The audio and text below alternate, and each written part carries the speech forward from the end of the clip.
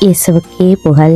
இயேசுவில் பிரியமானவர்களே, இன்று நம் ஆண்டவர் யோவேல் 2ஆம் அதிகாரம் 26ஆம் வசனத்தினூடாக இவ்வாறு நம்மோடு பேசுகின்றார். இனிமேல் என் மக்கள் ஒருபோதும் நிந்தைக்கு உள்ளாக மாட்டார்கள். பல்வேறுபட்ட குழப்பங்கள் சூழ்நிலைகளுக்கு மத்தியில ஆண்டவர் கொடுத்த இந்த வார்த்தை மனதுக்கு நிறைவையும் அமைதியும் தருகிறது. சில நேரங்கள்ல வாழ்க்கையில குறைவுகள், இழப்புகள், தோல்விகள் என பல அனுபவங்களை நாம் சந்திக்கிறோம். ஒரு கட்டத்துக்கு மேல அவற்றை எங்களால தாங்க முடியாது என்று பின்வாங்கி விடுகிறோம்.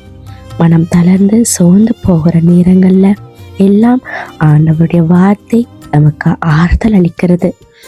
யோவேல் 2:26 முழுமையாக சொல்லுகிறது, நீங்கள் வேண்டிய மட்டும் உண்டு நிறைவடைவீர்கள்.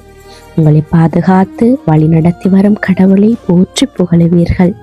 என் மக்கள் இனி ஒருபோதும் நிந்தைக்கு ஆளாக மாட்டார்கள் என்று. ஆண்டவர் தரும் உணவு உடலுக்கு மட்டுமல்ல, மனதுக்கும் ஆன்மாவுக்கும் அது நிறைவை கொடுக்கிறது.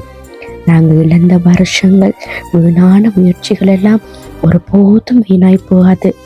ஆண்டவர் அவற்றை ஆசீர்வாதமாக மாற்றுவார். அதுபோல ஆசீர்வாதம் கிடைக்கும் போது மட்டுமல்ல, காத்திருக்கும் காலங்களிலும் நாங்கள் ஆண்டவரை போற்றி ஸ்துதிக்க வேண்டும். அதுவே எங்களுடைய நம்பிக்கையின் வெளிப்பாடு. உலகம் எங்களை எப்படி நினைச்சாலும் சரி, நாங்கள் பலவீனமானவர்கள் என்று எங்களை அவர்கள் எண்ணினாலும் சரி, ஆண்டவர் எங்களை உயர்த்தி நிலையான ஆசீர்வாதத்தை எமக்கு அளித்து எம்மை வெட்கப்பட விடாது மகிழ்ச்சியுடன் நிறுத்துவார். இன்றைக்கு இந்த வார்த்தையை கேட்டுக்கொண்டிருக்கிற உங்களுடைய வாழ்க்கையும் குறைவுகள் இருக்கலாம், காத்திருக்கும் நிலை இருக்கலாம். இந்த வார்த்தையை மட்டும் நினைவில் கொள்ளுங்க. ஆண்டவர் உங்களை நிரப்புவார், திருப்தியாக்குவார், வெட்கப்படாமல் மகிமைப்படுத்துவார். அதனால நம்பிக்கையோடு சொல்லுங்க, ஆண்டவரே, நீர் என்னை நிரப்புவீர், நான் உம்மை போற்றி ஸ்துதிப்பேன் என்று.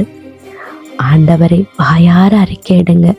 இன்றைக்கு இந்த வார்த்தை எங்களுடைய வாழ்க்கையில ஒரு அற்புதத்தையும் ஆசீர்வாதத்தையும் கொடுக்கட்டும். ஆமேன்.